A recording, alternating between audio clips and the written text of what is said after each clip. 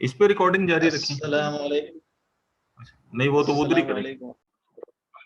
ويسر لي امري واحلل عقدة من لساني يفقهوا قولي آمین یا رب العالمین. آپ تمام کورس شرکا کو اس کورس میں خوش آمدید. آپ اپنا ظاہر قیمتی وقت نکال کر یہاں تشریف لائے ہیں. ہماری کوشش اس کورس کے حوالے سے جو رہے گی انشاءاللہ اس کو آج کی نشست میں چند بنیادی نکات کی صورت میں آپ کے سامنے واضح کرنا ہے انشاءاللہ. ایک سوال عام طور پر یہ آتا ہے سامنے جو کہ بنیادی ہر کورس کے ضمن میں آ سکتا ہے، وہ یہ کہ اس کورس کا مقصد کیا ہے بنیادی طور پر. تو یہ ایک آپ یوں سمجھیے کہ خالد عباسی صاحب کی شدید خواہش پر ہم نے یہ کورس شروع کیا، اور زور تو ان کا ہمیشہ سے رہا کہ اس قسم کے جو بھی مواد ہے جو کہ اس کورس میں ہم نے شامل کیا ہے اس کو بیان کیا جائے. اپنے تئیں وہ کرتے بھی رہے ہیں، اور اس کی پریکٹس مسلسل غالباً پچھلے 2 سال سے تو جاری ہے، یعنی کنزیکٹیو انداز میں جاری ہے. پھر یہ کہ ان موضوعات کو مختلف جگہوں پر بیان بھی کیا ہے انہوں نے، اور اسلام آباد کی سطح پر ہم نے اس کی کچھ نشستیں بھی الحمدللہ منعقد کی ہیں. لاہور میں ابھی خالد صاحب جو لاہور کا دورہ کر کے آئے ہیں، میں ان کے ساتھ تھا، وہاں پر بھی ان موضوعات پر بات ہوئی ہے. پھر یہ کہ ابھی وہ کراچی تشریف لے جا رہے ہیں، اسی وجہ سے وہ آج کی نشست میں حاضر بھی نہیں ہو سکے، وہ جو سفر پر ہیں، تو وہاں پر بھی انہوں نے انہی موضوعات پر گفتگو کرنی ہے. پھر یہ کہ پچھلے سال ملتان میں بھی کچھ انہی موضوعات پر گفتگو کرنے کا موقع ملا تھا. اس سال غالباً مارچ میں یا فروری میں آزاد کشمیر میں انہی موضوعات پر گفتگو ہوئی ہے. تو عرض کرنے کا مقصد یہ ہے کہ ہم یہ سمجھتے ہیں کہ اس وقت ان نکات پر گفتگو وہ جو ہے وہ بہت اہم ہے، اور وہی نکات وہ کون سے ہیں کہ جن پر ہم اس کورس میں بات چیت کریں گے وہ آپ کے سامنے عرض کرنے ہیں انشاءاللہ. بنیادی طور پر یہ بات سمجھ لینی چاہیے کہ ہم اسلام کو محض ایک مذہب نہیں سمجھتے، بلکہ جو قرآن مجید جن نکات کو واضح طور پر بیان کرتا ہے، اور جس میں قرآن مجید کا جو استدلال ہے وہ کسی ایک جگہ نہیں آیا، مختلف مقامات پر قرآن مجید نے یہ بات کی ہے. اس میں اول درجے میں جو شے ہے دین کے تصور کے اعتبار سے، وہ یہ ہے کہ اسلام دیگر مذاہب کی طرح محض ایک مذہب نہیں ہے، بلکہ یہ اپنے اندر جامعیت رکھتا ہے. اور جامعیت اسی طور سے رکھتا ہے کہ یہ انسانی زندگی کے جو 2 گوشے ہیں، یعنی ایک کا تعلق انسان کی انفرادی زندگی سے ہے اور ایک کا تعلق اجتماعی زندگی سے ہے. تو اصلاً قرآن مجید جس دین کو ہمارے سامنے واضح کرتا ہے یا دین کے جس تصور کو سامنے لے کر آتا ہے، وہ انسانی زندگی کی انفرادی گوشوں کے ساتھ ساتھ اجتماعی گوشوں کو بھی کور کرتا ہے. یہ ایک بنیادی ہمارا یوں سمجھیے کہ دین کے حوالے سے ڈسکورس ہے، بنیادی نقطہ نظر ہے. اسی کی بنیاد پر پورے دین کی عمارت آگے جا کر تعمیر ہوتی ہے. یعنی دین کے حوالے سے اس نقطہ نظر کو ہی اگر تسلیم نہ کیا جائے کہ اسلام کل نظام زندگی پر غالب ہونا چاہتا ہے، اور کل نظام زندگی پر غالب ہونے کے لیے ہی آیا ہے، اللہ تعالیٰ نے اسلام کو اسی لیے بھیجا ہے، تو پھر یہ ہے کہ اگر اس ڈسکورس کو چھوڑ دیا جائے، اس نقطہ نظر کو چھوڑ دیا جائے، اور اسے دین کی جو تعبیر ہے اس کی کوتاہی قرار دے دیا جائے، تو پھر آگے کی ساری بحث irrelevant ہو جاتی ہے. تو ہم بنیادی طور پہ یہ سمجھتے ہیں جو تھیسس پیش کیا مولانا مودودی رحمہ اللہ نے، جو آپ کو علامہ اقبال کے ہاں ملے گا، جس کی کو آج کے اس جدید دور میں اگر دیکھا جائے تو اس کا آغاز شاہ ولی اللہ رحمہ اللہ نے کیا، تو ہم اسی لیگیسی کو فالو کریں. یعنی عرض کرنے کا مقصد یہ ہے کہ ہم کوئی نیا کام آگے لے کر نہیں آئے، بلکہ یہ پرانا کام ہے. یہ کام وہی ہے جس میں اس امت کے اکابرین نے اپنی جانیں کھپائی ہیں، اپنا خون تک پیش کیا ہے، اور اپنی صبح و شامیں بتائی ہیں، اپنے زندگی کی جو اہم لمحات ہیں ان کو صرف کیا ہے. تو ہم اسی لیگیسی کو فالو کر رہے ہیں، اور یہ کہ ہم کسی درجے میں بھی کوئی کٹی ہوئی پتنگ کی مانند نہیں ہے، بلکہ ایک ہمارا تسلسل ہے، بڑا شاندار تسلسل، اور اسی تسلسل کو آج ہم آگے لے کر آ رہے ہیں. یہ وہ اولمپک ہے کہ جس کی شمع آج ہمارے ہاتھ میں، جس کو ہم روشن کرنے کی کوشش کر رہے ہیں. تو بنیادی بات اس حوالے سے یہ ہے، اس نقطہ نظر کا ذہنوں میں کلیئر ہونا اور مستحضر رہنا بہت ضروری ہے.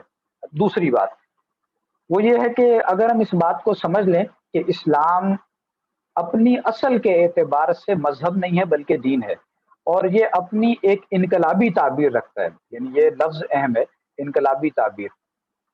یہ اس لیے لفظ عرض کرنے کی ضرورت پیش آ رہی ہے کیونکہ آج آج کے دور میں اس لفظ سے ہی بعض لوگ جو ہے وہ خار کھائے بیٹھے ہیں، اور یہ کہ اس لفظ کو ہی متون قرار دے دیا جاتا ہے، اور اس لفظ کو بدنام بھی بہت ہم نے کیا ہے، خاص طور پر جو ہمارے پاکستان کے کانٹیکس میں دیکھا جائے تو سابقہ 3 سال ہیں، اس میں یہ انقلاب اور تبدیلی کا لفظ بہت بدنام ہوا ہے، اور اس نام پر ہم نے بہت دھوکے بھی کھائے ہیں۔ تو اس لیے ضروری ہے کہ اسلام کو اس کے جو اصل کانٹیکسٹ ہے اس میں سمجھ لیا جائے، اور وہ یہی ہے کہ اسلام اپنی اصل کے اعتبار سے ایک انقلابی دین ہے جو اس دنیا میں غالب ہونے کے لیے آیا ہے۔ دین ہوتا ہی وہ ہے کہ جو غالب ہونا چاہتا ہو، یعنی وہ دین ہی نہیں ہے کہ جو غالب ہی نہ ہو، وہ تو پھر محض مذہب بن کر رہ جاتا ہے۔ تو اس اعتبار سے اس نقطہ نظر کا کلیئر ہونا بھی بہت ضروری ہے۔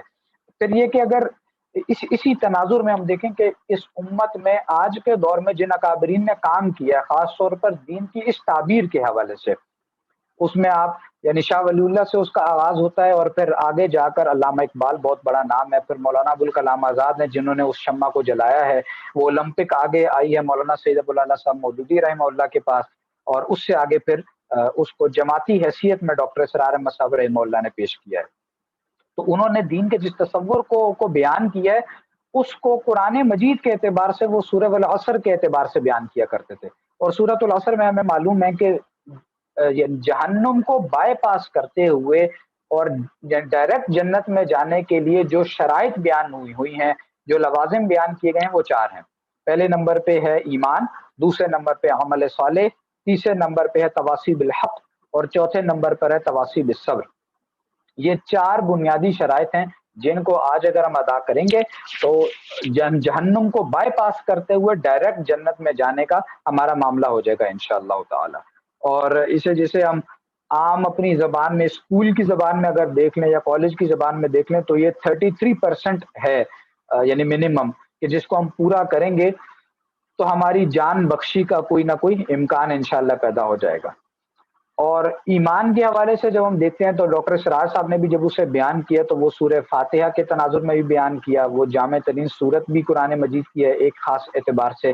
پھر یہ کہ ایمان بالآخرہ کا مضمون اگر دیکھا جائے تو اس میں پھر وہ سورہ قیامہ کو انہوں نے بیان کیا۔ اسی طریقے سے اگر وہ جو قلبی ایمان ہے اور ایک یعنی باہر سے جو ایمان آیا ہے، ایک رسول کی دعوت جب کسی بندہ مومن تک پہنچتی ہے وہ والا معاملہ، اور اندر سے جو ایک انابت والا رویہ اگر ہو، تو یہ جو 2 کڑیاں جب ملتی ہیں اس کو بیان کیا گیا سورہ نور کی 1 کے 5ویں رکوع میں، وہ مضمون ہم نے وہاں پڑھا۔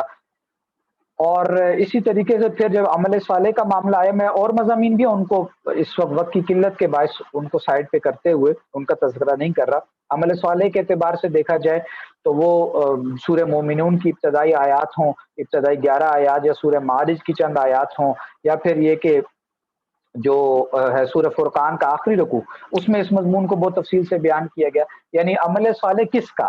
عمل صالح ایک شخص کا، وہ بھی بیان کیا گیا سورہ جو مومنون کی ابتدائی آیات میں۔ پھر عمل صالح میں جو ایک یعنی جسے ہم کہتے ہیں نا کہ فائنل جو یعنی فائنل ٹچنگز جو ہوتی ہیں کسی بھی شے کی، یعنی جو عمارت آپ نے بنائی ہے تو اس کا بنیادی اسٹرکچر ہوتا ہے، اور ایک اس کی فائنل ٹچنگ ہوتی ہے، بالکل جو اس کا آپ یوں سمجھیے کہ نوک پلک سنوار دی جاتی ہے، اس کا بیان ہے جو سورہ فرقان کے آخری رکوع میں آیا ہے بندہ مومن کی شخصیت کے اعتبار سے۔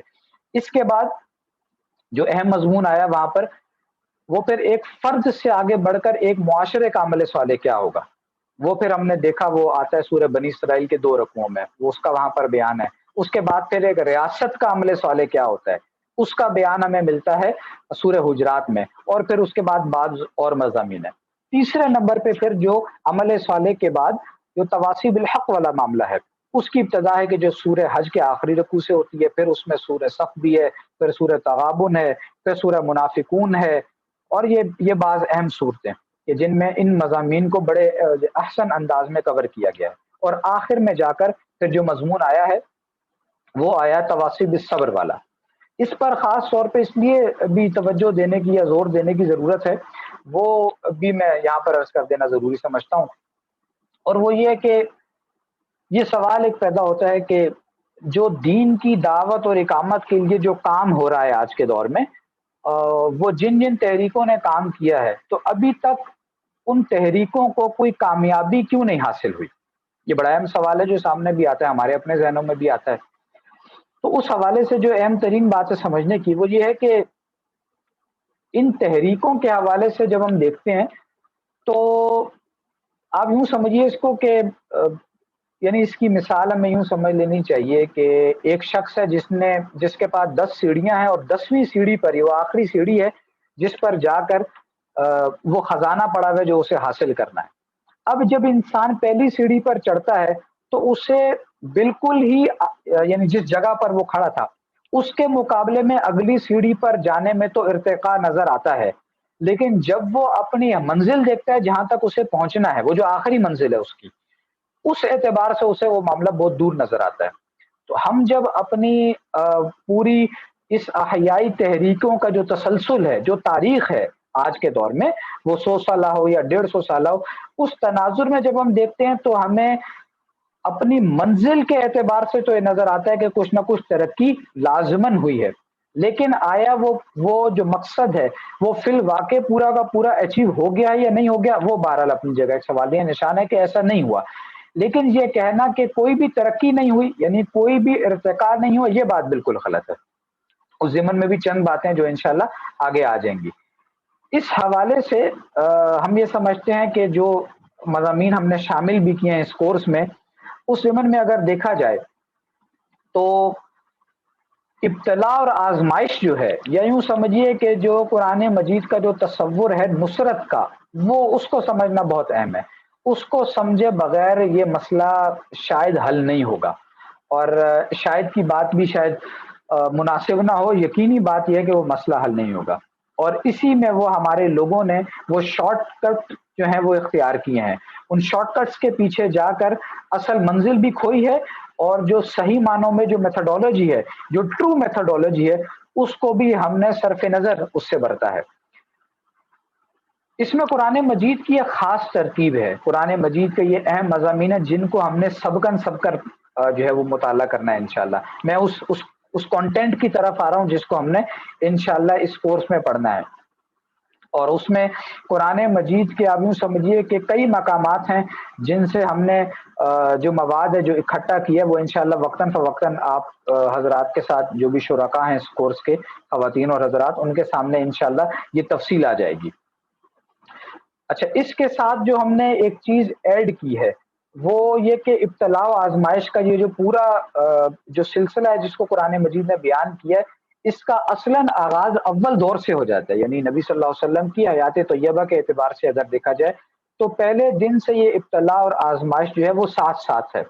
اسی میں ہمارے ہاں غلطی ہو جاتی ہے، وہ نصرت کے تصور کے اعتبار سے۔ ہمارے یہاں ایک خاص جماعت ہے، ان کا نصرت کا اپنا ایک تصور ہے، اور وہ عام طور پر اس مغالطے کا شکار ہیں کہ آزمائش کی بھٹیوں سے گزرے بغیر یہ جو معاملہ ہے یہ نصرت کا، وہ حاصل ہو جایا کرتا ہے۔ یہ بات بالکل غلط ہے، یہ قرآن مجید کی نصوص کے خلاف ہے، یہ قرآن مجید کے اصل نیریٹو کے، اصل بیانیے کے بالکل متصادم ہے۔ اور اس بات میں یہ بات جو ہے وہ صاف طور سے عرض کر دینی بھی مناسب ہے کہ جب تک یہ نصرت کے تصور کو بھی خالص قرآنی معیار پر اور خالص سیرت کے معیار پر، یعنی میں ابھی بات جو ہے وہ احادیث کی نہیں کر رہا، وہاں جو ہے وہ معاملہ مختلف ہو جایا کرتا ہے، جو خاص سیرت کا معاملہ ہے فلسفہ انقلاب کے اعتبار سے، تو خالص قرآنی کانٹیکسٹ میں یعنی نبی صلی اللہ علیہ وسلم کی سیرت جو ہے وہ قرآن مجید ہی کی عملی تفسیر ہے اور سب سے اوتھینٹک ترین تفسیر ہے۔ تو خالص قرآنی کانٹیکسٹ اور خالص سیرت النبی صلی اللہ علیہ وسلم کا جو کانٹیکسٹ ہے، اس اعتبار سے جب ہم وہ صغرا کبرا جوڑ کر دیکھیں گے تو پھر ہمیں اندازہ ہوگا کہ نصرت بھی کس وقت میں آپ صلی اللہ علیہ وسلم کو حاصل ہوئی ہے۔ اب یہاں پر یہ بات عرض کر دینی مناسب ہے کہ ایک ہے نصرت انفرادی حیثیت میں، یعنی ذاتی اعتبار سے کسی انسان کو کوئی مدد حاصل ہو، اس کی بات اس وقت نہیں ہو رہی۔ ہم تو یہ بات کر رہے ہیں فلسفہ انقلاب کے اعتبار سے جماعتی نصرت، یعنی ایک جماعت کو نصرت کب حاصل ہوئی، اور ظاہر ہے اس میں ہم نبی صلی اللہ علیہ وسلم ہی کی بات کر رہے ہیں۔ تو ہمارے پیش نظر ان نشستوں میں ابتلاء و آزمائش جو بھی اس راہ میں آتی ہیں، اس تصور کو سمجھنا بہت ضروری ہے۔ اور اس سے پہلے ہم جس مسئلے پر بات کریں گے، جو آج کی ایک نشست ہے، یہ تعارفی نشست ہے، اس کے بعد جو اگلی نشست ہے جس کو انشاءاللہ خالد صاحب بھی ہوسٹ کریں گے، اس کا عنوان ہی ہم نے یہ رکھا ہے کہ نصرت کیا، کیوں، کب اور کیسے۔ نصرت کے جو تصور پر انشاءاللہ ہم تفصیلی گفتگو کریں گے. وہ ہماری کوشش تو ہوگی کہ اگلی ایک نشست میں مکمل ہو جائے.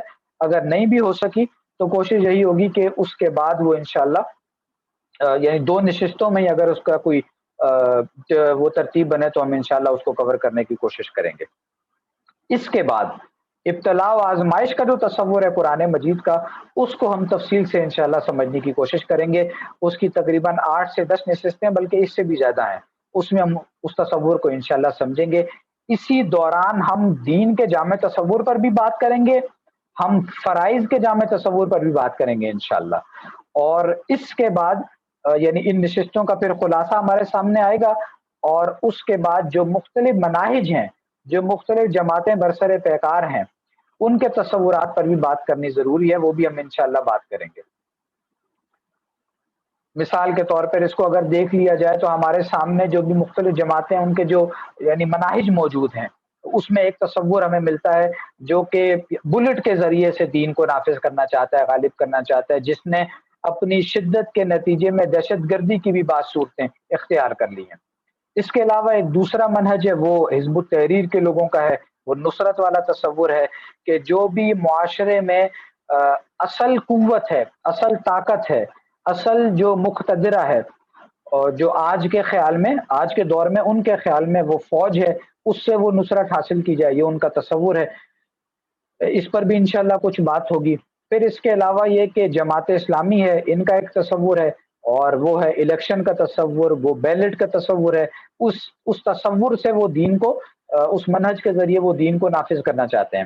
تو ان تصورات کا بھی انشاءاللہ تفصیلی جائزہ ہوگا، اور ان پر ایک یوں سمجھیے کہ ایک تجزیہ، ایک ناقدانہ تجزیہ، وہ بھی انشاءاللہ تعالی ان نشستوں میں پیش کیا جائے گا.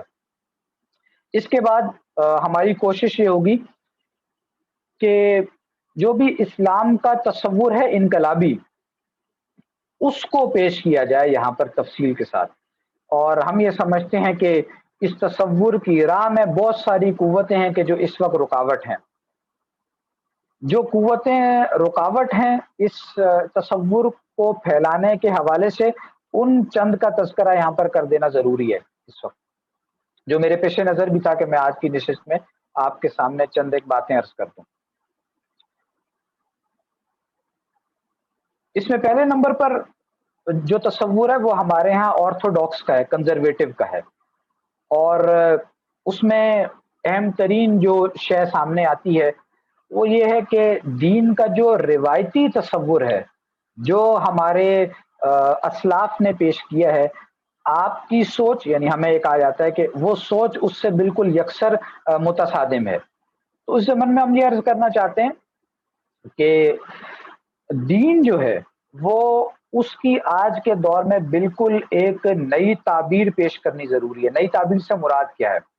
اس کی جو انٹرپریٹیشن ہے، اس کا جو اسلوب ہے، اس کا جو پیرایا ہے، اس کو آج کل کے جدید دور کا جو ذہن ہے، اس میں جو اپسٹیمولوجی ہے، جو علمیت ہے، اس کے تناظر میں پیش کیا جانا ضروری ہے. یعنی ڈاکٹر اسرار صاحب رحمہ اللہ نے یہ بات بیان کی ہے منہج انقلاب نبوی کتاب میں کہ جو نظریہ ہے انقلابی نظریہ، وہ انقلابی نظریہ تب بنتا ہے جب اس سے آج کے دور میں یا تو بالکل ہی نیا نظریہ پیش کیا جائے، بالکل ہی نیا ہو، جیسے کہ کمیونزم کا نظریہ دنیا میں آیا، وہ بالکل ایک نیا نظریہ تھا، وہ ایک انقلابی نظریہ تھا. اور اگر نظریہ بالکل نیا نہیں ہے تو پھر پرانے نظریے کی کوئی جدید تعبیر آج کے دور میں جو جدید ذہن ہے، جو ایلیٹ کا ذہن ہے، جو اسٹیبلشمنٹ کا ذہن ہے، جو آج کے دور میں انٹلیکچوئلز یا انٹیلیجنشیا کا ذہن ہے، اس کی جو ذہنی سطح ہے، جو ذہنی ساخت ہے، اس کے تناظر میں، اس کے پیرائے میں اسے پیش کیا جانا ضروری ہے. تو ظاہر بات ہے کہ اس اعتبار سے یہ ایک فرق پیدا ہو جاتا ہے ہمارا جو آرتھوڈاکس کا جو نظریہ ہے، آرتھوڈاکس کا جو تصور ہے، اس سے ایک مختلف یہ نظریہ پیش یعنی ہو جاتا ہے عملی اعتبار سے. لیکن ہم یہ سمجھتے ہیں کہ ہمارا یہ نظریہ قرآن و سنت کے عین مطابق ہے، اور یہ کوئی آج ہم نیا کام نہیں لے کر آئے. جو بات میں نے پہلے بھی عرض کی، یہ بڑی اہم بات ہے، اس کو سمجھنا ضروری ہے کہ آج ہم کوئی نئی بات پیش نہیں کر رہے. بلکہ اس کا ایک تسلسل ہے، بڑا شاندار تسلسل ہے، بڑا شاندار ماضی ہے، اور ہم اسی تسلسل کو آگے لے کر آ رہے ہیں، اسی تسلسل کے ہم فالوور ہیں، اسی لیگیسی کو ہم فالو کر رہے ہیں الحمدللہ۔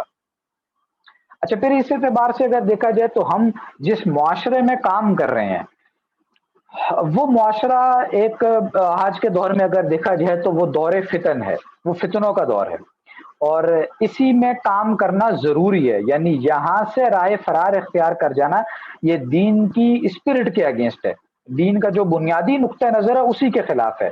اللہ تعالیٰ نے انبیاء کو جو بھیجا ہے وہ اپنے علاقوں میں بھیجا ہے، اور نبی صلی اللہ علیہ وسلم بھی جب غار حرا میں تشریف لے گئے اور التفکر والاعتبار جو غور و فکر تھا آپ صلی اللہ علیہ وسلم کا، وہاں پر جو فرما رہے تھے آپ صلی اللہ علیہ وسلم، وہاں کے بعد آپ صلی اللہ علیہ وسلم کو پھر یہ کہہ دیا گیا کہ اب آپ کو معاشرے میں جا کر کام کرنا ہے، جس کو وہ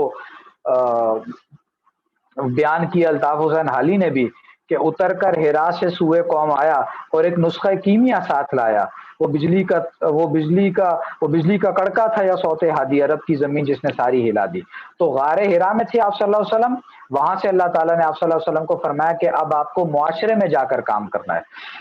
تو ہمارے معاشرے میں ایک وہ طبقہ بھی موجود ہے جس کا کہنا یہ ہے کہ معاشرے سے نکل جانا چاہیے، اور معاشرے سے نکل کر ایک بستی بسا لینی چاہیے، ایک گاؤں بنا لینا چاہیے، ایک آئیڈیل گاؤں ان کے ذہن میں ہے۔ اور یہ کہنے میں کوئی باک نہیں ہے، مجھے کوئی آر میں محسوس نہیں کرتا کہ ان صاحب کا نام بھی لے لیا جائے۔ وہ عمران نظر حسین صاحب ہیں، ہمارے لیے بہت محترم ہیں، ہمارے بزرگوں میں سے ہیں، اکابرین میں سے ہیں، ان کا ادب احترام اپنی جگہ پر، لیکن یہ بات اپنی جگہ حقیقت ہے کہ ان کا جو تصور ہے ایک آئیڈیل ولیج کا، ایک آئیڈیل گاؤں کا، ایک بستی بسانے کا، وہ قرآن و سنت کے خلاف ہے وہ تصور۔ اور ان نشستوں میں، آئندہ کی نشستوں میں ان کے تصور پر بھی انشاءاللہ ہم تفصیل سے بات کریں گے اور اس کو سمجھنے کی کوشش کریں گے۔ تو ہم جس معاشرے میں ہم جس فکر کو لے کر چل رہے ہیں وہ اس معاشرے میں اس فکر کو ہم قائم کرنے کی بات کرتے ہیں، اس نظام کو قائم کرنے کی بات کرتے ہیں، اس فکر کو پھیلانے کی ہم بات کرتے ہیں۔ اور عمران نظر حسین صاحب یا اور لوگ جو اس قسم کے نظریے کے حامی ہیں وہ اس معاشرے سے ہی دور جانے کی بات کرتے ہیں، تو ظاہر بات ہے کہ ہمارا 180 درجے کا اختلاف ہے اس اعتبار سے ان کے ساتھ۔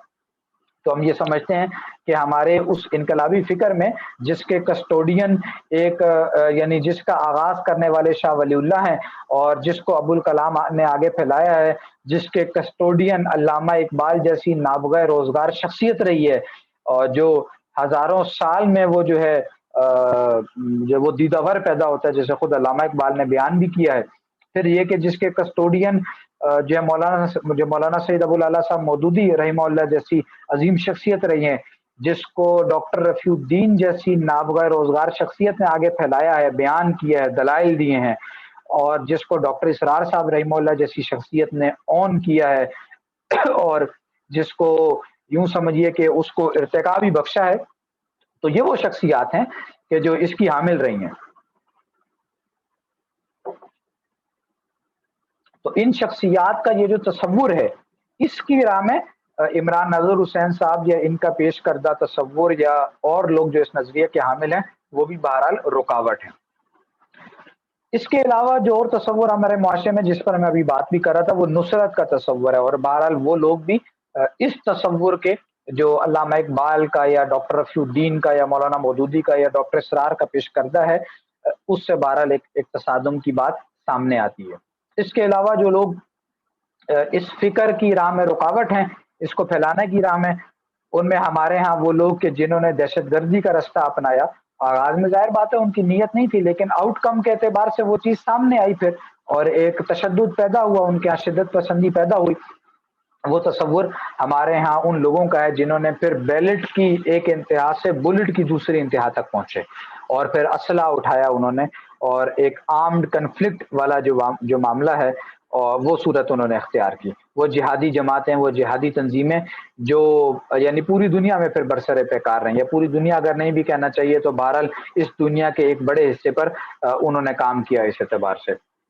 اس کے علاوہ وہ لوگ کہ جو جنہوں نے نوجوانوں کو خراب کیا، نوجوان ذہن کو، جو لوگ آ سکتے تھے مولانا مودودی کی طرف یا ڈاکٹر اسرار کے جو فکر تھا اس کی طرف آ سکتے تھے، ان میں وہ صاحب بھی ہیں جہلم کے جنہوں نے جن کے بارے میں خالد عباسی صاحب نے لاہور کی ابھی نشست میں بڑا ایک اہم جملہ وہ بیان کیا، یعنی ایک جملہ تو نہیں ہے، چند جملے ہیں جو بیان کیے کہ بعض لوگ تو وہ ہیں کہ جو مستقبل ہی کے بارے میں کھوئے رہتے ہیں، یعنی پیشن گوئیوں کے بارے میں، وہ پیشن گوئیوں ہی پر چلتے رہتے ہیں، یعنی ہر وقت وہ مستقبل کو دیکھتے ہوئے ہی اپنی ساری اسٹریٹجی بناتے ہیں، یعنی مستقبل سے مراد پیشن گوئی ہیں، مستقبل سے مراد حقائق کو دیکھنا نہیں ہے بلکہ پیشن گوئیوں کو دیکھنا، یہ میری مراد ہے۔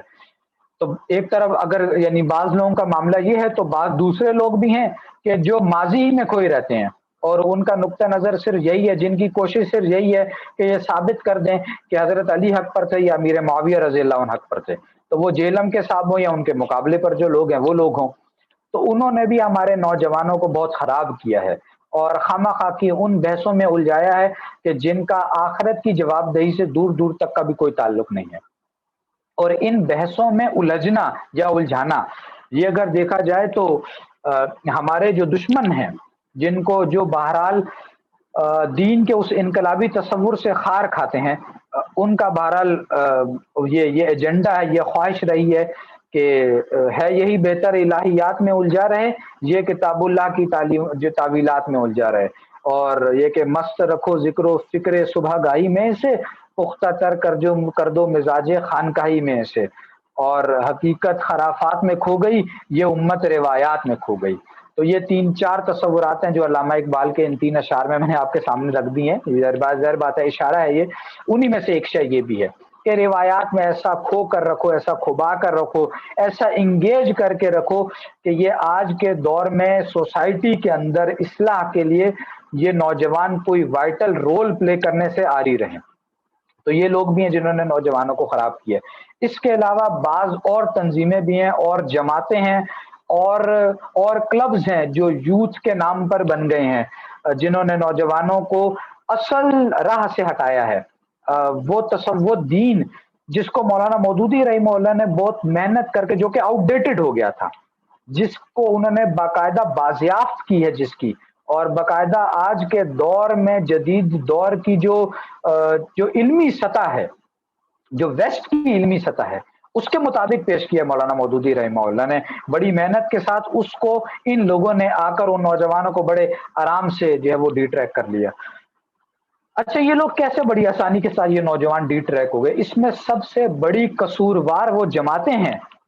یہ جملہ بہت اہم ہے، اس کو ذہن نشین رکھنا چاہیے کہ ان نوجوانوں کو ڈی ٹریک کرنے کی سب سے بڑی مجرم وہ جماعتیں ہیں جو مولانا مودودی رحمہ اللہ کی جماعتیں تھیں، جو ڈاکٹر اسرار رحمہ اللہ کی جماعت تھی۔ سب سے بڑی مجرم وہ جماعتیں ہیں جنہوں نے ان اکابرین کی، ان امت کے ان بہی خواہوں کی تعلیمات کو پس پش ڈالا ہے۔ اس فکر کو یوں سمجھیے کہ قبر کھود کے دفنانے کی کوشش کی ہے۔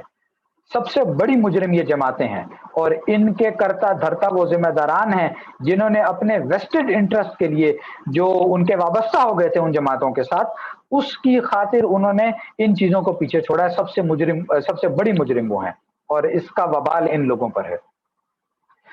اچھا، اس کے علاوہ جو ایک اور بڑا مسئلہ ہمیں پیش آتا ہے اس حوالے سے، وہ ہے غامدی صاحب کا۔ اور غامدی صاحب وہ نابغہ روزگار شخصیت ہیں کہ جنہوں نے اس انقلابی فکر کو ختم کرنے کے لیے 12 لیڑی چوٹی کا زور لگایا، اور وہ بھی لگا رہے ہیں۔ اور غامدی صاحب کی یہ خاصیت ہے، اسے بیان بھی کرنا چاہیے، جو بھی جسے وہ کہتے ہیں کہ جو خاصیت ہے، جو اچھائی ہے، وہ بیان دشمن کے اندر بھی ہو تو وہ کرنی چاہیے۔ اور وہ یہ ہے کہ غامدی صاحب مولانا مودودی ہوں یا ڈاکٹر اسرار صاحب ہوں یا علامہ اقبال ہوں، ان کے اس انقلابی تصور پر پوری شدت کے ساتھ تنقید کرتا ہوں۔ بہت اچھی بات ہے کہ اگر وہ اس اعتبار سے تنقید کرتے ہیں تو پوری یوں سمجھیے کہ پوری ڈٹائی کے ساتھ اور پورا زور لگا کر، اور یعنی فرنٹ فٹ پر آ کر وہ تنقید کرتے ہیں۔ اور انہوں نے بہت سے لوگوں کو جو سید مودودی رحمہ اللہ کے گوشہ تربیت سے وابستہ ہوئے، یا ڈاکٹر اسرار احمد صاحب رحمہ اللہ کے جو ہے وہ دورہ فکر سے یا گوشہ فکر سے وابستہ ہوئے، ان لوگوں کو ڈی ٹریک کیے۔ تو بہرحال یہ بھی آج کے دور میں یہ چیلنج ہے۔ اس کے علاوہ بہت بڑا ایک چیلنج وہ صوفی ازم کا ہے۔ صوفی اسلام ہمارے سامنے آوازیں لگتی ہیں، اور یہ بھی ہمارے ٹریڈیشنل جو نقطہ نظر ہے، اسی کا ہی ایک ورژن ہے ایک فلسافیکل ورژن آپ اسے قرار دے سکتے ہیں، اور وہ بھی معاشرے میں ہے، کام کر رہا ہے۔ انہی میں ایک بڑی اہم شخصیت وہ ہمارے لاہور کے احمد جاوید صاحب ہیں، جو اس پر کام کر رہے ہیں، اور ہمارے بہت سے تنظیم اسلامی کے لوگوں کو بھی ہم نے دیکھا، جماعت اسلامی کے لوگوں کو بھی دیکھا کہ وہ ان کے گوشہ جو بھی تربیت ہے یا جو خانقاہ ہے اس سے وابستہ ہو جاتے ہیں، اور جو بھی انقلابی فکر کا جو کام ہے، جو حیائی فکر کا کام ہے، اس سے جو ہے وہ تہی دامن ہو جایا کرتے ہیں۔ تو بہرحال یہ بھی ایک چیلنج ہے۔ اس کے علاوہ ایک یہ چیلنج بھی ہمارے سامنے ہے، وہ لوگ بھی اس معاشرے میں موجود ہیں کہ جو ٹوٹلی علمی کام ہی کو کل کام سمجھ لیتے ہیں، یعنی علمی کام کی اہمیت اپنی جگہ پر ہے، ہم کسی درجے میں بھی اس سے انکاری نہیں ہے۔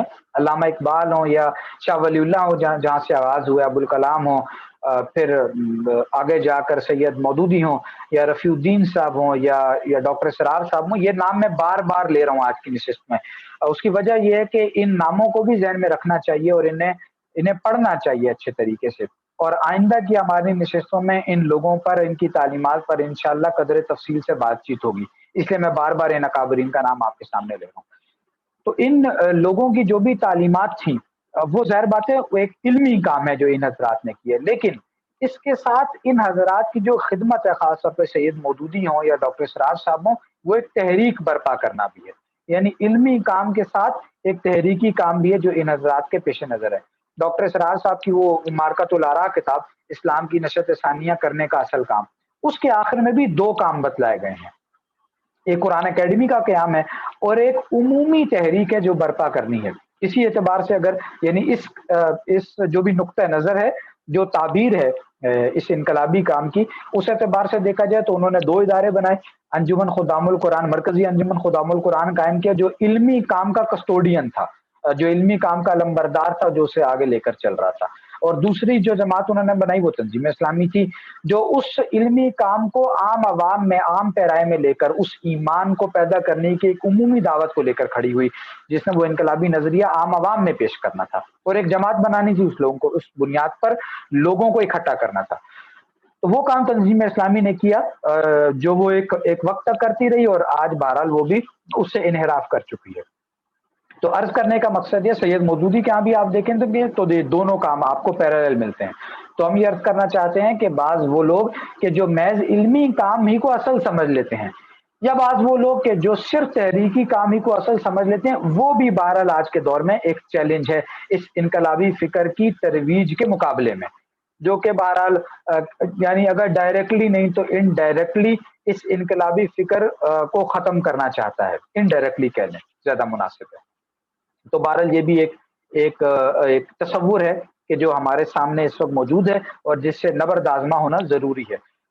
اور جو بھی معاشرے میں، جو بھی میں عرض کر رہا تھا کہ ہمارے سامنے یعنی جو محاذ کھلے، ان میں آخری جو محاذ ہے وہ سیکولرزم کا ہے، اور بہرحال کسی نہ کسی درجے میں اوپر کی جو میں نے کیٹیگریز بیان کی ہیں، وہ لوگ بھی اس سیکولرزم ہی سے کسی نہ کسی درجے میں وابستہ رہے ہیں۔ میں سب کی بات نہیں کر رہا، بعض لوگ ضرور اس میں موجود ہیں۔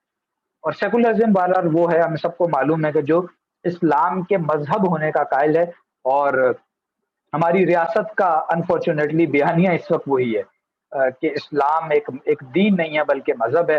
آفیشیل بیانیہ شاید ہمارا وہی ہے، اگرچہ کہ قرارداد مقاصد میں یا یہ کہ 73 کے آئین میں ہم نے کچھ اور چیزیں بھی لکھی ہوئی ہیں جس میں اسلام کے انقلابی تصور ہونے کے بھی اشارے تو ملتے ہیں، لیکن یہ کہ وہ لوگ ایسے قابض ہیں اس نظام پر، اس معاشرت پر، اس سماج پر، اس ریاست پر، اس اسٹیبلشمنٹ پر، کہ جو بہرحال جن کی کوشش یہ ہے کہ اسلام کو محض ایک مذہب بنا کر رکھا جائے، اور دین کا جو اس کا جامع تصور ہے، جو انقلابی تصور ہے، جو انقلابی فکر ہے، وہ سامنے نہ آ سکے۔ تو یہ کچھ یعنی جو ہمارے اس حوالے سے جن سے مقابلہ ہمارا ہے، وہ چند ایک کا میں نے آپ کے سامنے تذکرہ کیا ہے۔ آئندہ کی نشستوں میں ان سب کے حوالے سے ہماری کچھ نہ کچھ گفتگو جاری رہے گی، اور اس کورس کا جو آخری حصہ ہے اس میں خاص طور پہ انہی نکات کو بیان کیا گیا ہے، جس میں ہماری کوشش یہ ہوگی اسلام کے انقلابی فکر کی تجدید و تعمیل میں ڈاکٹر علامہ محمد اقبال مرحوم، مولانا ابوالکلام آزاد مرحوم، مولانا سید ابوالعلا صاحب مودودی مرحوم، ڈاکٹر اسرار احمد صاحب رحمہ اللہ مرحوم، خاص طور پہ ان چار شخصیات کی جو کنٹریبیوشن ہے اسلام کی تجدید و تعمیل میں، اس کو ہم تفصیل سے سمجھ سکیں. اور پھر اس کے علاوہ یہ کہ یہ چند نشستیں ہماری اس پر ہوں گی، اور اس کے بعد تفصیل سے ہم یہ دیکھیں گے کہ مغربی فلسفہ و فکر کے ابطال کے لیے، اس کے رد کے لیے جو کوششیں ہیں ڈاکٹر علامہ اقبال مرحوم کی اور مولانا سید ابو العلا صاحب مودودی کی، ڈاکٹر رفیع الدین کی، ڈاکٹر اسرار صاحب رحمہ اللہ کی، وہ کیا ہیں. تو اس تفصیل کے ساتھ انشاءاللہ ہم ان چیزوں کو بھی انشاءاللہ دیکھنے کی کوشش کریں گے. آخر میں عرض یہ کرنا ہے کہ ہماری کوشش یہ رہے گی کہ آپ کے ساتھ جو بھی مواد ہے، جو بھی کانٹینٹ ہے، اس کو بھی وقتاً فوقتاً انشاءاللہ شیئر کرتے رہیں. ہماری جو سپورٹنگ ٹیم ہے میڈیا کے حوالے سے، وہ بھی اس کی بھی سپورٹ انشاءاللہ آپ لوگوں کو رہے گی. اس کی ترتیب یہ ہوگی کہ روزانہ، یعنی روزانہ کے اعتبار سے، روزانہ سے مراد یہ ہے کہ ہفتہ وار جب بھی یہ پروگرام ہوگا، ہر جمعرات کو پاکستانی وقت کے مطابق رات 8:40 پہ. تو اس میں ہماری کوشش یہ ہوگی کہ ہماری جو سپورٹنگ ٹیم ہے وہ کنٹینٹ بھی آپ کے ساتھ انشاءاللہ جو ہے وہ شیئر کرتی رہے، اور اس میں ہم 40 سے 50 منٹ کا لیکچر بھی انشاءاللہ کیا کریں گے، اور آخر میں 10 سے 15 منٹ وہ سوالات کی صورت میں انشاءاللہ جو ہے وہ آپ حضرات کے سوالات ہم انشاءاللہ لیا کریں گے. آخری بات جو ضمن میں عرض کرنی ہے مجھے، وقت شاید جو چند منٹ اوپر ہو گئے ہیں، لیکن چونکہ امپورٹنٹ بات ہے وہ عرض کر دینی ضروری ہے کہ یہ جو دین کا سارا تصور ہے، ہم اس حوالے سے سمجھتے ہیں کہ اس ضمن میں چند کام کرنے کی ضرورت ہے، اور یعنی یہ فوڈ فار تھاٹ کے طور پر ہے. اس پر آئندہ کی نشستوں میں انشاءاللہ بات بھی ہوگی. وہ یہ ہے کہ ڈاکٹر اسرار صاحب رحمہ اللہ نے جو نقطہ نظر پیش کیا ہے دین کے تصور کے اعتبار سے، اس کو انہوں نے ایک ہمہ جہتی احیائی عمل قرار دیا ہے. اور ہمہ جہتی احیائی عمل میں وہ جن چیزوں کو، جن 3 جہتوں کو شامل کرتے ہیں، وہ آپ حضرات کے سامنے عرض کر دینی ضروری ہیں. ان میں ان کا خیال یہ ہے کہ دین کے احیائی عمل کے اعتبار سے جو ایک دور آیا اس دنیا پر کہ جب مسلمان ساری دنیا میں غلام بنا لیے گئے، براہ راست غلامی، کولونیل رول آیا ہے دنیا پر. اور کہیں پہ وہ اسپینش تھے جنہوں نے مسلمانوں کو غلام بنایا، کسی جگہ پر وہ برٹشرز تھے، خاص طور پر انڈو پاک میں ہم دیکھیں تو وہ آ گئے. پھر اٹیلینز تھے، انہوں نے آ کر بھی مسلمانوں کو جو ہے وہ غلام بنایا. تو ایک یہ دور مسلمانوں پر رہا ہے. اس سے پھر ایک دور وہ آیا کہ جب یہ کولونیل رول پوری دنیا میں لپیٹا گیا ہے، یعنی اس کی بساط لپیٹی گئی ہے، یہ لپٹا ہے، تو وہ پھر آزادی کی طرف مسلمان جو ہے وہ بڑھے ہیں. چاہے وہ دینی آزادی نہیں بھی تھی، لیکن بہرحال یہ کہ سیاسی اعتبار سے ایک آزادی حاصل ہوئی. تو ایک وہ یہ گوشہ ہے جو قومی سیاسی تحریکیں چلی ہیں پوری دنیا میں مسلمانوں کی. تو ڈاکٹر اسرار صاحب ہمہ جہتی احیائی عمل میں اس کو بھی شمار کیا کرتے تھے. اس کے علاوہ کنٹریبیوشن ہے ہمارے علماء کی، مدارس کی، جنہوں نے بہرحال یہ کہ عقائد کو سنبھالنے کا ایک کام کیا ہے، اسے وہ کور جو ہے اس کو انہوں نے جو ہے وہ پریزرو کیا ہے، سنبھالا ہے، اس کی حفاظت کا کام کیا ہے. تو یہ بھی احیائی عمل کا ایک حصہ ہے، اور اس حوالے سے جو بھی کنٹریبیوشن ہے اسے ماننا چاہیے. اور تیسری اور آخری جو کوشش ہے جس سے ہم وابستہ ہیں، وہ ہے دین کے انقلابی تصور کے اعتبار سے. جن تحریکوں کا میں نے ذکر کیا ہے، وہ علامہ اقبال ہوں، پھر آگے شخصیات کے اعتبار سے علامہ اقبال یا شاہ ولی اللہ، اور تحریکوں کے اعتبار سے وہ ابو الکلام ہوں، مودودی صاحب ہوں، یا یہ کہ پھر ڈاکٹر صاحب ہوں، ڈاکٹر اسرار صاحب. تو ان لوگوں نے جس کام کو پھر آگے بڑھایا اور جس سے آج ہم بھی وابستہ ہیں شبان المسلمین کے پلیٹ فارم سے، تو یہ ایک حصہ یہ بھی ہے. اور ہمارے خیال میں یہ کہ اس جگہ بہت کوتاہی ہے، اس لیے ہم نے اپنے آپ کو اسی حصے سے وابستہ کیا ہے. ہم باقی کاموں کو نگیٹ بالکل بھی نہیں کرتے، اور یہ سمجھتے ہیں کہ ایٹ دی اینڈ دین کو اس سے فائدہ ہوگا ان باقی کاموں سے بھی انشاءاللہ. لیکن یہ کہ اصل کرنے کا کام وہ ہے کہ جو ہماری دانش میں یہ ہے جو ہم کر رہے ہیں الحمدللہ. ایک بات تو یہ عرض کر دینی تھی. اور دوسری بات اس ضمن میں یہ ہے کہ جو کام ہم نے جس کا بیڑا اٹھایا ہے، یہ کام مشکل ضرور ہے لیکن ناممکن نہیں ہے. آج ہم یعنی گلوبل دنیا کے اعتبار سے بھی اگر دیکھیں تو یہ دنیا بھی اپنے انجام کی طرف بڑھ رہی ہے. اور دنیا کا انجام وہ ہے کہ جسے اللہ کے رسول صلی اللہ علیہ وسلم نے بیان کیا تھا کہ وہ اسلام پر ہوگا. دنیا کا جو آخری انجام ہے وہ خلافت پھر لوٹ کر آئے گی. وہ کون سی خلافت ہوگی؟ وہ یقیناً ایک ماڈرن خلافت ہوگی. وہ آج کے دور کے تمام تقاضوں کو جو ہے وہ پورا کرتی ہوگی. وہ تمام جدید دنیا کے دور کے جو مسائل ہیں ان کو حل کرتی ہوگی. اور اس کا حل جو ہے وہ جن لوگوں نے پیش کیا ہے وہ اکابرین ہیں جن کا میں اس پورے آج کی نشست میں تذکرہ کرتا آیا ہوں، جن کے میں نے نام لیے ہیں۔ اس فکر سے وابستہ ہونے کی ہمیں ضرورت ہے، اور اس کے لیے اپنی جان اور مال کھپانے کی ضرورت ہے، اپنے اوقات کو صرف کرنے کی ضرورت ہے، اور یہ ہم تبھی کر سکیں گے جب ہم پہلے درجے میں اس کی انڈرسٹینڈنگ حاصل کر سکیں گے، اس کو سمجھ سکیں گے۔ ہمارے پیش نظر اس کورس میں بنیادی طور پہ یہی کام ہے کہ ہم دین کے اصل تصور کو سمجھیں، دین کے انقلابی تصور کو سمجھیں، اور اس کے لیے جو کچھ بھی کنٹریبیوٹ کر سکتے ہیں وہ کنٹریبیوٹ کریں۔ اللہ تعالیٰ سے دعا ہے کہ وہ ہمیں ان باتوں پہ کو صحیح معنوں میں سمجھنے کی اور ان پر عمل کرنے کی توفیق عطا فرمائے۔ آج کی نشست تو میری ان ٹوٹے پھوٹے الفاظ کے ساتھ تھی، آئندہ انشاءاللہ خالد عباسی صاحب موجود رہیں گے، تو آپ حضرات سے اور خواتین سے گزارش ہے کہ جس ذوق و شوق کے ساتھ آپ آج کی نشست میں تشریف لائے ہیں آئندہ بھی موجود رہیں، اور تاکہ یہ کہ اس کام کو ہم سمجھیں اور اس کو پھر آگے لے کر چلیں۔ اقول قولی ھذا واستغفر اللہ لی ولکم ولسائر المسلمین والمسلمات وآخر دعوانا ان الحمد للہ رب العالمین۔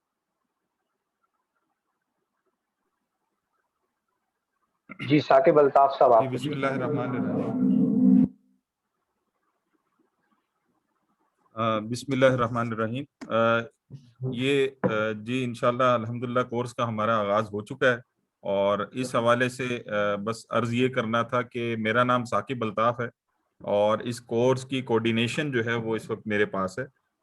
کوئی بھی آپ کا ایشو ہے، کوئی آڈیو کا یا کوئی چیزیں، وہ انشاءاللہ اس کو ریزالو کرنے کے حوالے سے آپ مجھ سے رابطہ کر سکتے ہیں۔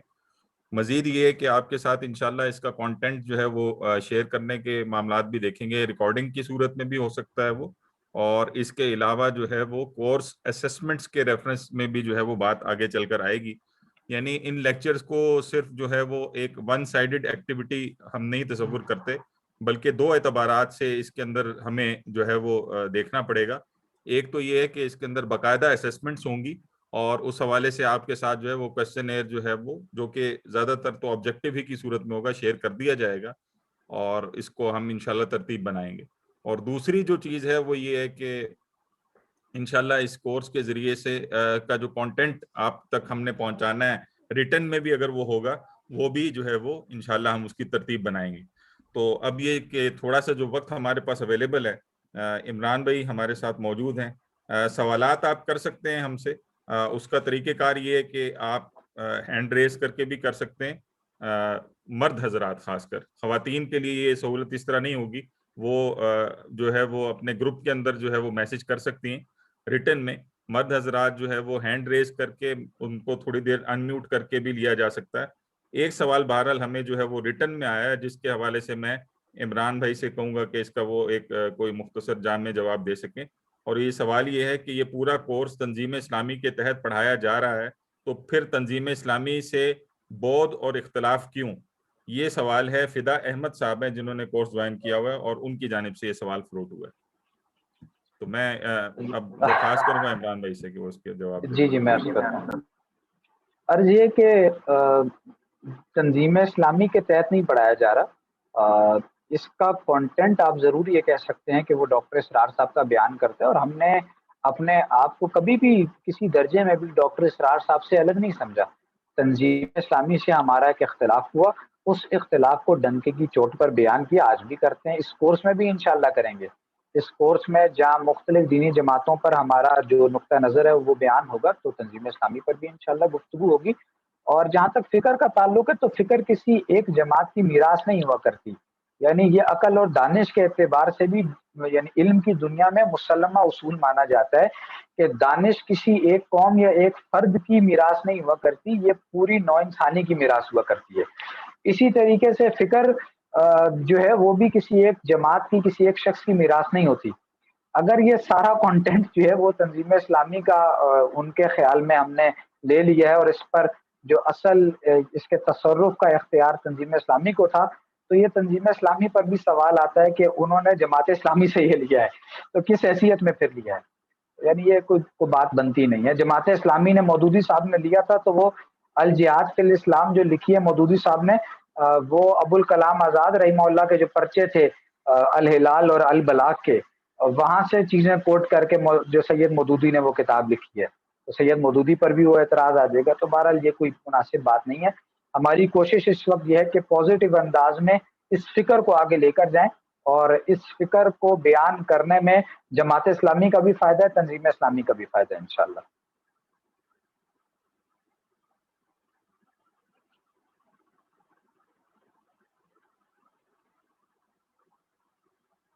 جی ثاقب بھائی, اور کوئی سوال؟ جی جام سرفراز صاحب ہمارے ساتھ موجود ہیں.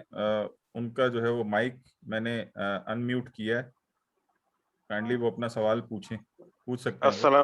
السلام علیکم ورحمۃ اللہ. بہت خوشی ہوئی اس کورس کو جوائن کرتے ہوئے اور اٹینڈ کرتے ہوئے, اور انشاءاللہ آگے بھی اٹینڈ کریں گے.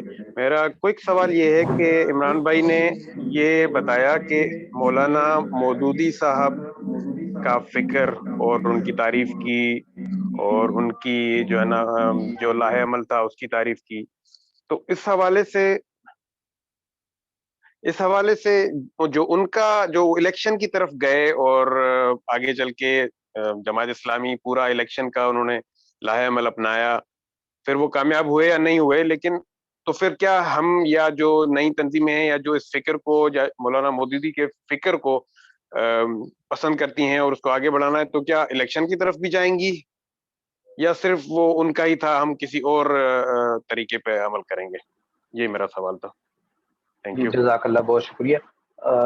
میں نے جیسے عرض کیا کہ جیسے میں عرض کر رہا تھا نا کہ ہمارے ہاں وہ جماعتیں بھی معاشرے میں موجود ہیں جو دین کو غالب کرنے کے لیے الیکشن کا راستہ اختیار کرتی ہیں. ظاہر بات ہے اس میں جماعت اسلامی صف اول میں ہے, تو اور ہم اس سے اختلاف رکھتے ہیں. میں نے عرض کیا کہ ان کے حوالے سے کچھ عرض کرنا, اس میتھڈولوجی پر کچھ تنقید, وہ بھی انشاءاللہ ہم ان نشستوں میں کریں گے.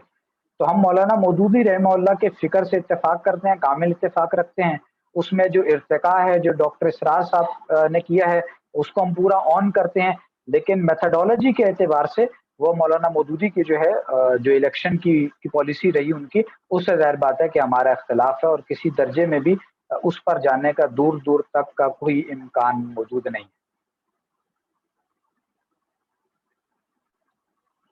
جی کوئی اور سوال؟ جی سید زرار عارف صاحب ہمارے ساتھ موجود ہیں, ان سے اب ہم کہیں گے کہ وہ جو ہے وہ جو ہے سوال اپنا رکھیں. جی زرار صاحب.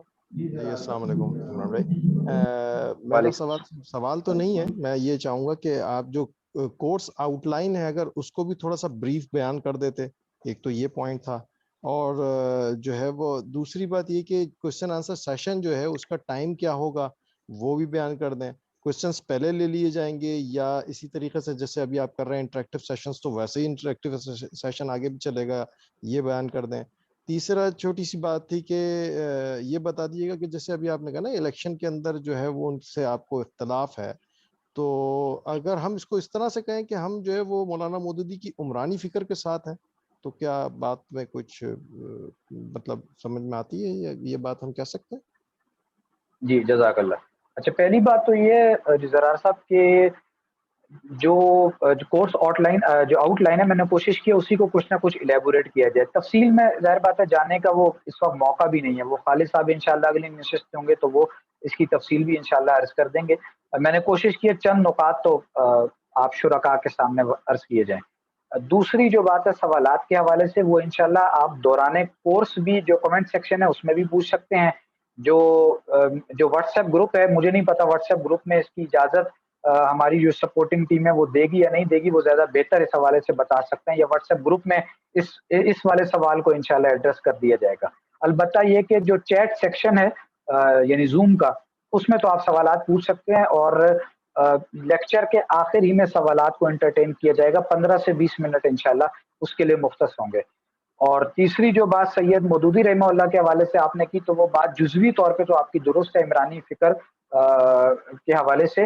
البتہ اس میں ایڈ کر لیجئے کہ جو دینی فکر بھی ہے مولانا مودودی کا, تو ہم مولانا مودودی کے دینی اور عمرانی دونوں فکر سے پورا اتفاق رکھتے ہیں. یعنی اسی چیز کو ڈاکٹر اسرار صاحب نے آگے بڑھایا ہے دین کے احیائی تصور کے اعتبار سے اور عمرانی فکر کے اعتبار سے. ایک ہے تیسرے درجے میں سے, وہ ہے حکمت عملی کی, وہ میتھڈولوجی کی ہے, اس سے بہرحال ہمارا اختلاف ہے, اتفاق نہیں.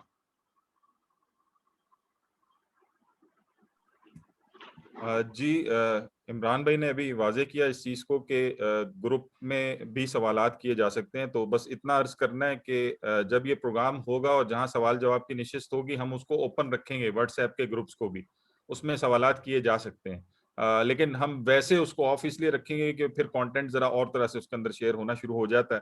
تو فی الحال اس کا طریقہ کار جو ہے وہ اس طرح سے رہے گا کہ جو ہمارے پروگرام میں جو سوالات کا جب ٹائم بنے گا اس کے ارد گرد ہم اس کو کھلا ہی رکھیں گے.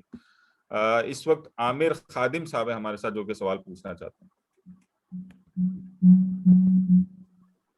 جی السلام علیکم ورحمۃ اللہ وبرکاتہ. وعلیکم السلام. سوال شاید ذرا سا پری میچور ہے کیونکہ ابھی ہمارا پہلا لیکچر ہے، لیکن چونکہ آپ نے ذکر کیا تو میں سوال کر دیتا ہوں، ہو سکتا ہے آپ آگے جا کے لیکچرز میں ان کو کھولیں. تو کوشچن میرا یہ تھا کہ تنظیم اسلامی بھی اور اب شبان المسلمین بھی جن حضرات کی فکر کو لے کے آگے جانے کا کہتے ہیں، تو ان میں ایک ڈاکٹر رفیع الدین صاحب کا بھی نام آتا ہے اور پھر ان سے آگے ڈاکٹر علامہ اقبال کا نام بھی آتا ہے. تو سوال یہ ہے کہ ان دونوں حضرات کا جو ایز فلاسفرز اگر ہم بات کرتے ہیں تو انٹرنیشنلی تو کوئی امپیکٹ ایز سچ نظر نہیں آتا، اور ہم کہتے ہیں کہ مغرب کے فلسفے کا رد کر دیا انہوں نے ڈاکٹر علامہ اقبال کے بارے میں. تو وہ بھی کوئی ایسا کسی ایسے خاص فورم کے اوپر پریزنٹڈ اور وہاں پہ انڈورسڈ نظر نہیں آتا کہ ان دونوں حضرات کا کوئی بہت میجر امپیکٹ ہو، کوئی فٹ پرنٹ ہو اس ڈومین کے اندر. تو پھر ان کو کس بیسس پہ فالو کیا جاتا ہے، اور کیا ان کا کمپلیٹ ورلڈ ویو اس طرح کا ہے کہ ان کو فالو کیا جائے؟ یہ کوشچن تھا میرا. جزاک اللہ. اچھا سر، جیسے میں نے اس کے نا کہ تفصیل تو انشاءاللہ وہ آ جائے گی بعد میں بھی. مختصراً عرض ہے کہ دو چیزوں میں جو فرق کر لیجئے. ایک ہے کسی کام کا ہو جانا، یعنی علامہ اقبال یا رفیع الدین صاحب کے اگر کانٹیکس میں دیکھا جائے نا، تو ان حضرات نے جو کنٹریبیوٹ کیا ہے، آیا وہ کنٹریبیوٹ کیا ہے یا نہیں کیا؟ پہلے یہ سوال ہے. ہمارا دعویٰ یہ کہ کنٹریبیوٹ کیا ہے. دوسرا سوال یہ آتا ہے کہ انہوں نے کیا کنٹریبیوٹ کیا ہوا ہے. تو کنٹریبیوٹ وہ کیا ہے جو لکھا ہوا موجود ہے ان کا سارا، جس پر باقاعدہ جو ریسرچ ورک بھی ہوتا ہے اور پی ایچ ڈیز بھی بہت سارے لوگوں نے پھر آگے جا کر کی. تیسری چیز اس میں پھر یہ سامنے آتی ہے کہ آج کل کا جو علمی سطح ہے اس پر کیوں اس وقت یہ چیز سامنے نہیں آ رہی. یہ بات اپنی جگہ بالکل بجا ہے کہ وہ چیز اس طریقے سے سامنے نہیں آ رہی، اور اس کی بنیادی وجہ یہ ہے کہ وہ کام ہی دب گیا ہے. میں آپ کو صرف رفیع الدین صاحب کے حوالے سے بتاؤں. رفیع الدین صاحب کا بہت بڑا جو تعارف ہے اس وقت علمی حلقے میں، وہ علامہ اقبال کے شارح ہونے کا ہے، کہ وہ علامہ اقبال کے شارح ہیں بہت بڑے. ان کا جو کام تھا رفیع الدین صاحب کا، وہ انہوں نے ڈاکٹر رفیع الدین فاؤنڈیشن ایک بنایا، اور نظام تعلیم کیا ہونا چاہیے پاکستان کے لیے انہوں نے پروپوز کیا. وہ پورا موجود ہے، لیکن مسئلہ یہ نا کہ دباؤ ہے. اس کو کون ہے کہ جو ہمت کر کے آگے لے کر آئے اور اسے پیش کرے؟ اس وقت سب سے بڑا مسئلہ اس وقت یہ ہے. ڈاکٹر رفیع الدین فاؤنڈیشن جو بنا تھا، انہوں نے، میں آپ سے عرض کر دوں کہ ڈاکٹر اسرار صاحب نے، یہ چونکہ تفصیل عرض کر دینی مناسب ہے اس لیے عرض کر رہا ہوں کہ ڈاکٹر اسرار صاحب کی 3 سال وابستگی رہی ہے ڈاکٹر رفیع الدین صاحب کے ساتھ، 1967 سے لے کے 1969 تک، یعنی بہت کلوز کانٹیکٹ رہا ہے. تو ڈاکٹر صاحب نے سیکھا بھی ہے بہت رفیع الدین صاحب سے. رفیع الدین صاحب کا پھر 69 میں لاہور میں ایکسیڈنٹ میں انتقال ہو گیا تھا، اللہ تعالیٰ نے انہیں اٹھا لیا. تو پھر یہ کہ جو ڈاکٹر رفیع الدین فاؤنڈیشن تھا، اس نے ڈاکٹر اسرار صاحب کو دیکھا کہ وہ رفیع الدین صاحب کے کام کو آگے لے کر جا رہے ہیں، تو انہوں نے سارے رائٹس مرکزی انجمن خدام القرآن کو دے دیے، جو ڈاکٹر اسرار صاحب کا قائم کردہ ادارہ تھا. تو ڈاکٹر رفیع الدین فاؤنڈیشن نے جو رائٹس دیے، جس کو پھر ڈاکٹر اسرار صاحب اپنی زندگی میں تو آگے لے کر چلے ہیں، لیکن بعد میں جو انجمن خدام القرآن کے جو ذمہ داران آئے، تنظیم اسلامی کے ذمہ داران تھے، انہوں نے بالکل چھوڑ دیا اس کو. تو وہ کام ہی سارا دب گیا. وہ رفیع الدین صاحب کا کام بھی دبا ہوا ہے اس وقت، اور ڈاکٹر اسرار صاحب نے جو اس پر کام کیا وہ بھی دبا ہوا ہے. علامہ اقبال پر جن لوگوں نے کام کیا وہ بھی کام کوئی سامنے نہیں آ سکا. اور اگر ہم دیکھیں تو ایران میں جو وہ ڈاکٹر علی شریعتی صاحب نے بھی علامہ اقبال کے اوپر کچھ کام کیا ہے. وہ کام بھی ظاہر بات ہے یہ اہم ہے، اس کو بھی دیکھنا چاہیے.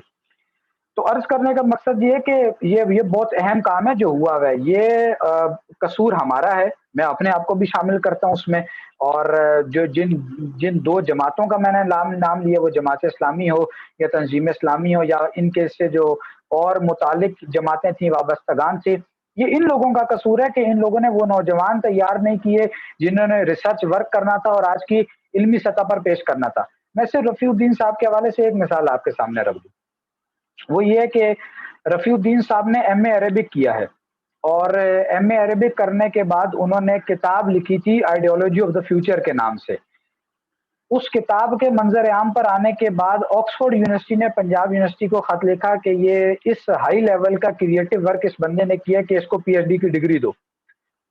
تو آکسفورڈ یونیورسٹی کے کہنے پر پنجاب یونیورسٹی نے پی ایچ ڈی کی ڈگری دی ہے. وہ کوئی باقاعدہ پی ایچ ڈی نہیں ہے رفیع الدین صاحب, لیکن وہ جو ماسٹر پیس انہوں نے تخلیق کیا ہے آئیڈیالوجی آف دا فیوچر کے نام سے, اس کی بنیاد پر اس کو دیکھتے ہوئے, وہ اتنا ہائی لیول کا علمی کام ہے, اس کو دیکھتے ہوئے پنجاب یونیورسٹی نے پھر پی ایچ ڈی کی ڈگری دی ہے. اچھا, اس کے علاوہ بہت سے لوگ ہیں, یہودی فلاسفرز ہیں, اور اس کے علاوہ عیسائی بھی بہت سارے ہیں, ایرانین فلاسفرز ہیں جنہوں نے علامہ اقبال اور رفیع الدین کے کام کو آن کیا, اسے آگے بھی بڑھایا ہے, اور علمی سطح پر ان کاموں کو باقاعدہ جو ریکگنیشن ہے وہ بھی حاصل ہے. قصور ہمارا ہے کہ ہم اسے ہائر لیول پر پیش نہیں کر سکے. یہ آج کی اس نشست میں یا آئندہ کی نشستوں میں اسی طرف ہماری توجہ دلانے کی کوشش ہے کہ اس کام کو دیکھنے کی ضرورت ہے, اس کام کو آن کرنے کی ضرورت. باقی انشاءاللہ تفصیلات وہ آئندہ کی نشستوں میں ان کے کام کے حوالے سے وہ بھی سامنے آتی رہیں گی انشاءاللہ.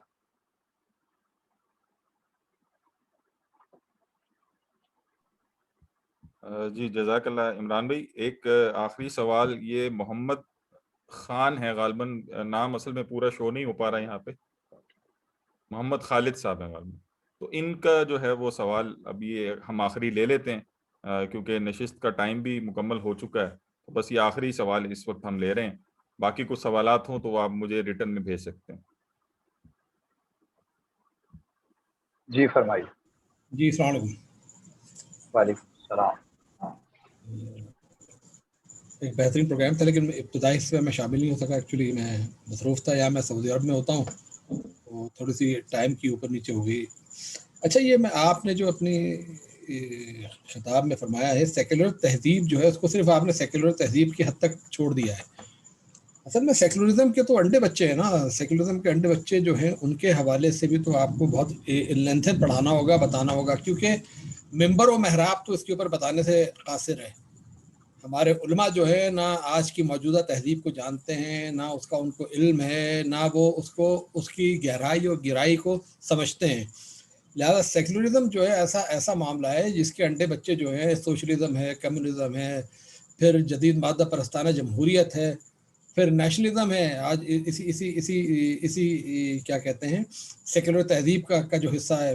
پھر اس کے بعد پھر آگے چلے تو پھر اور بھی دیگر چیزیں آ جاتی ہیں اسی ہیڈنگ کے اندر. تو میرا کہنے کا مطلب یہ تھا کہ یہ سیکولرزم اور آج کی ہماری لڑائی بھی دراصل سیکولرزم سے لڑائی ہے. آج کی ہماری لڑائی جو ہے اس نظریے جدید سے لڑائی ہے جو کہ مغرب لے کر کے آیا ہے, جس کے سامنے ہماری پوری تہذیب حبوط ہو کر کے رہ گئی تھی جب یہ آیا تھا آج سے 150 سال پہلے. آج تو سید ابوالعلا مودودی اور ڈاکٹر اسرار احمد اور علامہ اقبال کی ہم بات کرتے ہیں, لیکن جس وقت آیا تھا اس وقت تو حبوط ہو کر کے رہ گئے تھے. ان کے سمجھ میں نہیں آتا تھا کیا کریں اس کا. تو انہوں نے غار میں جو ہے نا اصحاب کہف بننے کا پورا دینی رویہ اختیار کیا. تو یہ سیکولرزم ہمیں بڑے ڈیٹیل میں آپ کو بتانا ہوگا, پڑھانا ہوگا, سمجھانا ہوگا. اور تہذیب حاضر کا رد جو ہے نا وہ بہت ضروری ہے, کیونکہ ہمارے بچے جو ہے, ہماری اگلی نسل اس تہذیب کے ہاتھوں میں بڑی تیزی سے یہ گرفتار ہوتی جا رہی ہے. یہ آج کے جدید وسائل جو ہے ہر بچے کے ہاتھ میں جو ہے آج اینڈرائڈ ہے اور ایپس ہیں, یہ جلد از جلد ان کو جو ہے یعنی کہ سر گزارش ہے سوال مختصر اپنا رکھیے, قطع کلامی سے معذرت چاہتا ہوں. جی چلیے جی, اسی کا جواب دے دیں بس. جی آپ نے بالکل صحیح اشارہ کیا. وقت کی قلت کے باعث میں تفصیل سے عرض نہیں کر سکا. ظاہر بات ہے میرے پیش نظر آج کی نشست میں کافی نکات تھے جن کو کور کرنا تھا. آپ نے بالکل صحیح اشارہ کیا, سیکولرزم بہت بڑا مسئلہ ہے اور اس کی بہت ساری کرولریز ہیں پھر آگے فردر, اور اس کے انڈے بچے بالکل موجود ہیں. ان سب پر انشاءاللہ تعالی بات کرنے کا ہمارا ارادہ ہے اور تفصیل سے ہم انشاءاللہ بات کریں گے. خاص طور پہ اس کورس کی جو آخری نشستیں ہیں تقریباً 14-15 نشستیں, اس میں انشاءاللہ اس سیکولرزم کو تفصیل سے کور کریں گے انشاءاللہ. شکریہ. جی ثاقب بھائی. جزاک اللہ خیر عمران بھائی, اللہ تعالیٰ آپ کو جزائے خیر دے. آپ نے احسن انداز میں جو ہے وہ چیزوں کے جوابات دیے. آج کی نشست ہم اسی پر برخاست کریں گے. اور یہاں پہ بس آخری وضاحت میں یہ کرنا چاہوں گا کہ آپ جو ہے وہ اپنے واٹس ایپ کے گروپ کو ضرور بیچ میں بھی فالو کیجئے گا. جو بھی اہم اطلاع ہماری جانب سے ہوگی یا کوئی ڈیٹیلز ہوں گی انشاءاللہ ہم اس پہ شیئر کرتے رہیں گے. اور نیکسٹ جو کلاس ہے وہ انشاءاللہ اگلی جمعرات کو خالد عباسی صاحب انشاءاللہ ہمارے ساتھ موجود ہوں گے اور اس کورس کا جو ہے ہم پھر باقاعدہ آغاز کریں گے. ابھی ابتداً ظاہر سی بات ہے کہ یہ موضوعات کھلے ہیں اور اس کے اندر بہت سارے سوالات ذہن میں ہو سکتے ہیں, لیکن یہ کہ انشاءاللہ ہماری کوشش ہوگی کہ پورے کورس کو جس طرح سے ہم نے ڈیزائن کیا ہے تو اس کے اندر یہ چیزیں انکارپوریٹڈ بھی ہیں اور وقت کے ساتھ آپ دیکھیں گے کہ ان ساری چیزوں کے آپ کو کانٹینٹ کے اندر جوابات ملیں گے انشاءاللہ. تو میں بس اسی دعا کے ساتھ آج کی مجلس کا جو ہے وہ اختتام کرتا ہوں. سبحانک اللہم و بحمدک نشہد ان لا الہ الا انت نستغفرک و نتوب الیک. جزاک اللہ.